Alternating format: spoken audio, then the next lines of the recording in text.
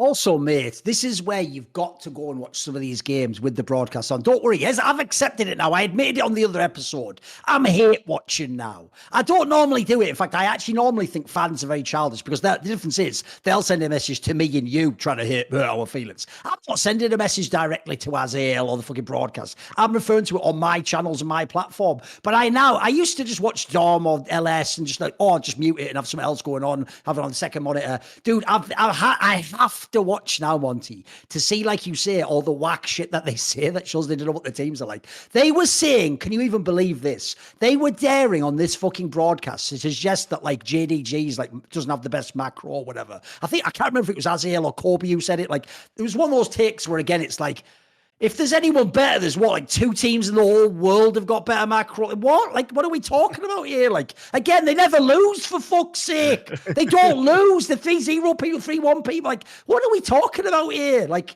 because all I'm going to say is this. Keep that fucking energy when you're trying to tell me what geniuses G2 are or how fucking, like, Cloud9 can do something on the map. Keep that energy. Explain their macro to me then, Kobe and Azael. What's C9's macro like compared to that? By your logic, absolute dog taste shit. Basically, if this was fucking the Blade Runner movie, they're the guy selling fucking frozen eyeballs on the bottom layer and fucking JDG's not at the top penthouse, but they're near at the top of those fucking skyscrapers, aren't they? Coming in with all the Vangellas.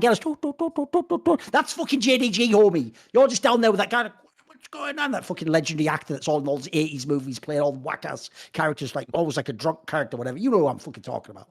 Boomers don't know. They probably think we're talking about 2049. Not your. I'm talking about your dad's Blade Runner, motherfucker, and not the theatrical cut. Anyway, keep going. I mean, I also think what was really, I mean, this is another like typical Riot decision, but they didn't have anybody on the cast or the desk from the LPL for an all. Why would they? Here's the thing, Monty. Like, I get that Dagda used to do the LPL last year, but he's a full-time LEC this year. Like the desk was Chronicler, Dagda, and Azael, and the cast was what? Medic, Vedius, and who else? Kobe or something? Was it Kobe? I think it was. Like how does this keep happening? Yeah, and also, I'm just going to say this. The thing I don't get is this. If you don't watch the LPL, yeah, you're going to go, but I love Medic, but I love Kobe. Like, right? I've said before, I don't know what happened to his career. I think that Lyric guy is fire, mate. I think he's really good. A bunch of them that do it, like Hysterics is good. Nymeera's excellent. Nymeera's good. There's loads of them are good, mate. You can have, and they're also people, they're not like noobs. They've never been on a show. They're speaking English all the time. They're like they speak Chinese, for fuck's sake. So I don't get it, mate. And also, I'll just say this as well. I actually think we talked about this before. The real sleeper OP in casting is Atlas, mate. That guy's so fucking good, it's mental. And instead, he's just on like LS's stream doing the final. What? Like, you guys have just missed the fucking boat on all these. Because here's the thing. I'm getting quite bored of this, actually. I'm sick of every international final. Me, someone who considers himself like a semi-analyst at best. It's not even my game. I'm just watching it like, what are they talking about? He doesn't play that champion. They don't play that style. Macro, like, bloody hell, it's mental, mate. Have you done your homework? What's going on? Because the other thing as well is this. The way I always know, Monty, these people are whack, is one of the reasons I can recount history is because I'm watching it week by week, so I know how the narrative changed. As you say, they go to League Gamepedia, they look up Thorin, and then they see, he's like 16 and 5 on Gragas. Thorin with his legendary Gragas here. It's almost like Fakers LeBlanc. Shut up, you fucking idiot. You just saw that now. You didn't even know the context. You didn't even know he played it 5 times, and the other, like, whatever, fucking 12 was the other 2 years before that in totally different meta on different fucking teams. You know what I mean? Like, these guys are fucking mental, mate. They just talk out their ass. And the reason I can't handle it, I'll just tie it back in again, is I actually think this is the wackest thing about League of Legends, bro. I had to see this in StarCraft, and I could never vibe with it. You know, in my game, CSGO, when we watch a tournament, yeah, we're Europeans, most of us all. They're North Americans. We just care about the best team. If the best team's from Russia or Brazil or fucking wherever, they're just the best team. And no one's trying to downplay them for some weird fan service. No one's trying to play up some shit team for no good reason. Essentially, if you're an analyst or a caster on the CSGO major, you're trying to be the best analyst watching the best teams at the best tournament. And this broadcast is an LEC, LCS LCS fan service. They act like this is like they like the Chinese broadcast for the LPL, and then this is like Western. It's like no, this is supposed to be the best English-speaking people doing a broadcast of the World Championship. On this case, the mid-season Invitational. Like, give me that vibe. Don't make it sound like you're biased. Don't make it sound like you're downplaying JDG or some shit like that. Or hyping Faker like he's still a fucking god. Give me a break. I also get that you don't know who's going to be in the finals necessarily by the time you make the casting decisions, but surely you should assume that all things being equal, there's probably going to be at least one LPL team. Has any LPL caster ever worked the final while an LPL caster? I'm going to guess no, right?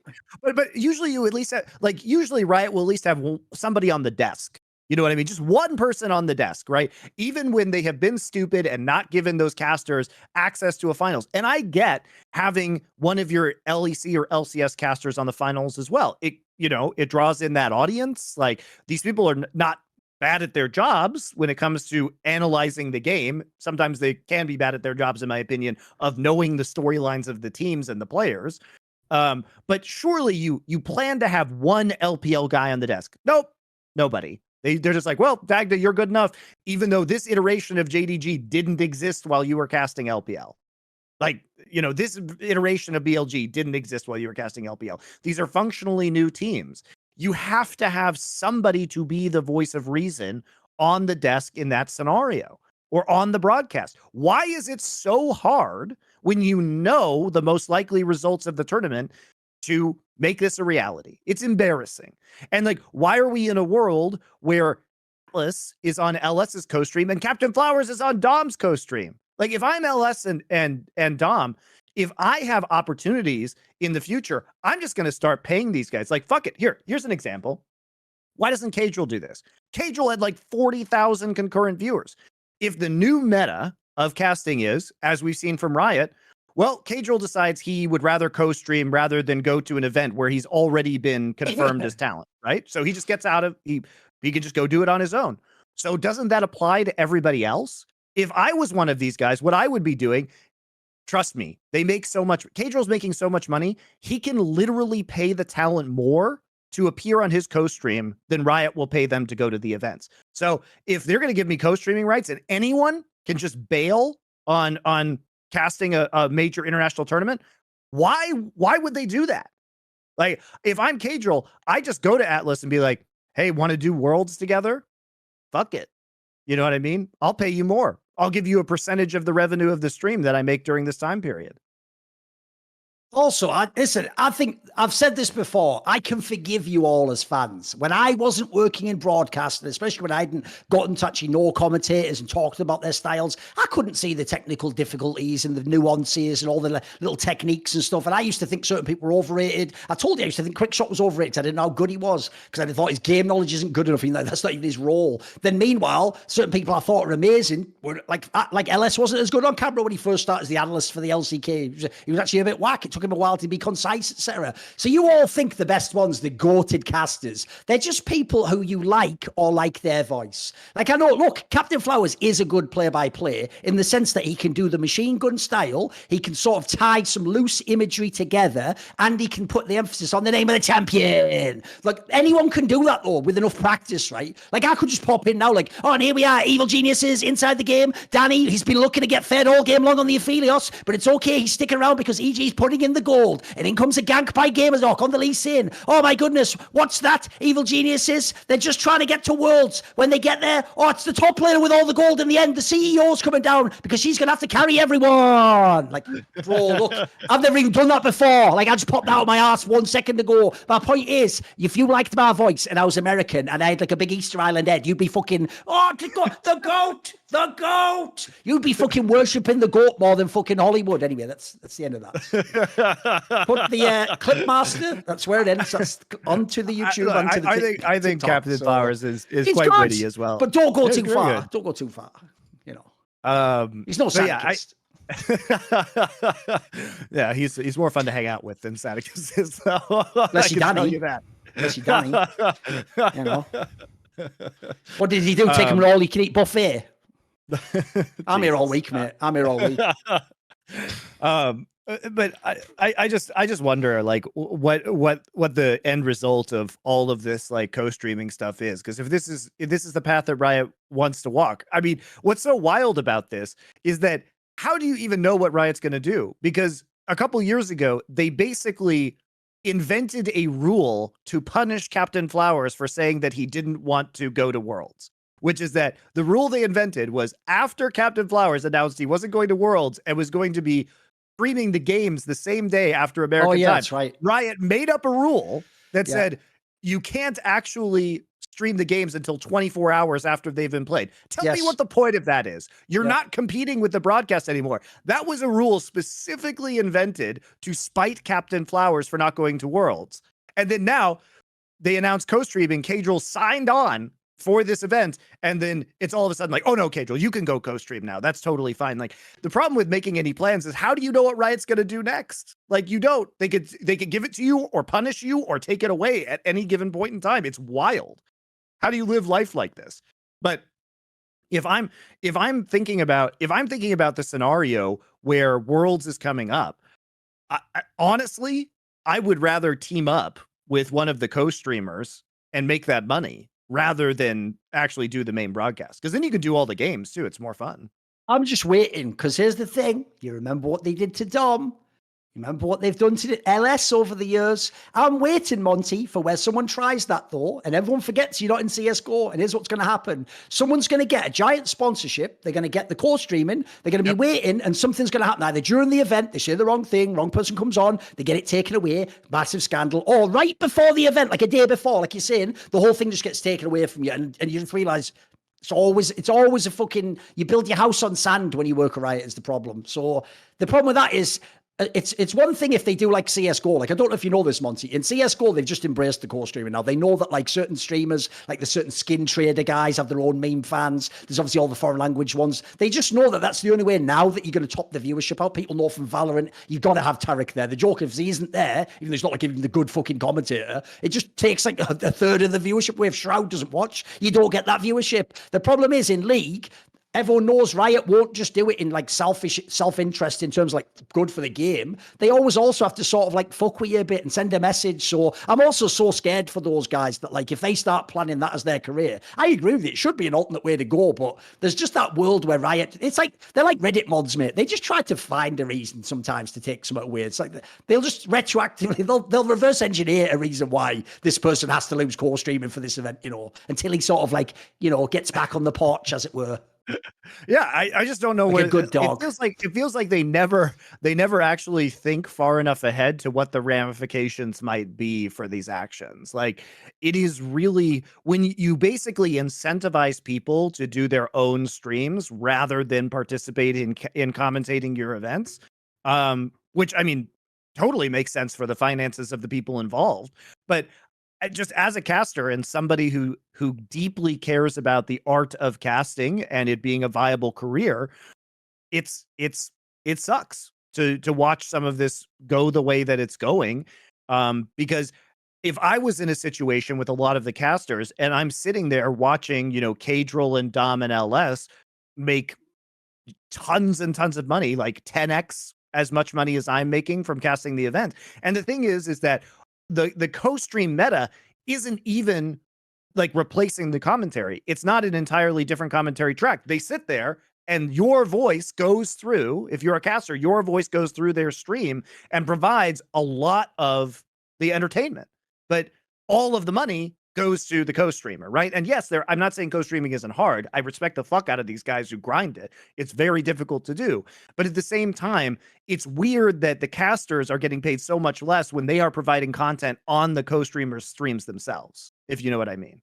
By the way, if no one did see, you got to look up that clip where before the like Cloud9 when they were down 0-2, when Yamato did like his version of like the speeches he would do for his teams at Worlds. But they had like, here's the thing, spoiler, if people don't know this, what makes hype trailers 10 times more hype is just having like Interstellar music or something like that behind Hans Zimmer or something. The music was so funny. Yeah, but he did such a good, you know, you could reach down inside each other, find that inch of gate. No, it was really good. It was funny, actually. It was good. Was fire. It was also get like on the broadcast. Cliched, intentionally cliched thing ever. Yeah, of course. Because it was supposed to be a joke, but it was. No, you did a great job. It was really, really funny. That's also, by the way, a reason why I prefer the core streams in general. First of all, not only, as I've just complained about, am I not getting the best possible product on the LCS stream in terms of professionalism, expertise, but even worse, like, they can't. Here's the one thing they've never been able to do on the international broadcast. They can do it regionally. Internationally, they can't do jokes, bro. They're so bad at it. They all trip over each other. They don't know like, if you have like Kobe with many events, well, then they don't know each other's vibe. Like, they don't know each other's in-jokes and little angles or how to use each other. So, like, whereas, like, people know, for example, like, Medic basically always, he's like a counterpuncher. He waits for Venius to do something silly. Then he makes a funny joke off it. Then Venius comes back with, like, it's sort of, oh, gosh, Hugh Grant, I can't believe you that's wrecked me there, Medic. Like, and then everyone likes the little double act, don't they? It's a Laurel and Hardy thing. You can't just throw someone in the mix there and think they're just going to be as good. It doesn't work. So to me, the other thing about core streams is the entertainment value is mad. I don't know if people know this. When I do the CSGO core streams, I would even think to myself sometimes, like, because I don't like to be dead air, like, maybe I'm talking too much. Like, I should actually get the analysts to talk more. What I realized was we're doing it for hours and hours and hours. They're going to get all their points off. But actually, when there's nothing going on, actually me talking and telling some fucking anecdote, story, stupid riff, that's entertaining. What it means is if the game gets boring, I can entertain you. Like, core streams do that. You know, on DOMs, you're going to get inside info from Europe or some battle between Gilius and Perks where they're flaming each other. On the LS one, he's going to have endless amounts of things where, like, the joke is, it's like, he's like the ultimate, like, he's like essentially the fucking Super Saiyan level 7 react bot, because it's like, right, the draft's lost, like, kick this guy, like, he doesn't know what the fuck he's doing, he doesn't even know fundamentally how to use this champion, he doesn't have hands, like, it's brilliant. You get all these mad takes out there, like, that's entertaining as fuck. I love that shit. I'd be loving that shit. And Atlas, by the way, was also killing it on that. That's why that guy is goated. Fuck your Ali Asiel captain.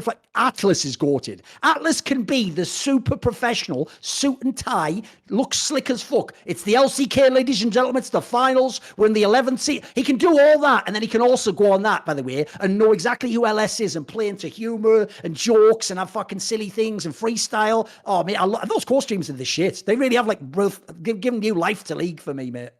Yeah, look, they're really fun. Like, I enjoy co-streams. My point is that it sets a very dangerous precedent with the casters, because Riot, the problem is this, guys. If Riot was actually paying the casters market value, then perhaps, you know, because we know what Cadrill's market value is, because he has 50,000 concurrent viewers on his co-stream, right? So we know what he can make per hour from co-streaming, and that should be reflected of his per hour performance on Riot's broadcasts, because apparently he's a massive draw, right? And the issue is that because there's a monopoly that Riot has where they just set caster rates and there isn't a competitor to say, here's some better rates to draw you over, they are underpaid. You know, they are underpaid. So I think it's really rough to be a Riot caster right now, because unless Riot decides to give you co-streaming rights, then you're kind of just shit out of luck. But I do think there's a way to create very like entertaining alternative broadcasts with those Riot personalities. And if I was a major co-streamer, I think that's what I would be seriously considering for the next international event. Like, make it a whole business, make it a whole brand. Yeah, it'd be sick. Right, what now? I don't know. Not that many matches to talk about this week, just because of the way the format shook out. See more cool, funny, interesting clips based on topics from my content? Well, subscribe to this channel then, or, you know, be a pleb and don't.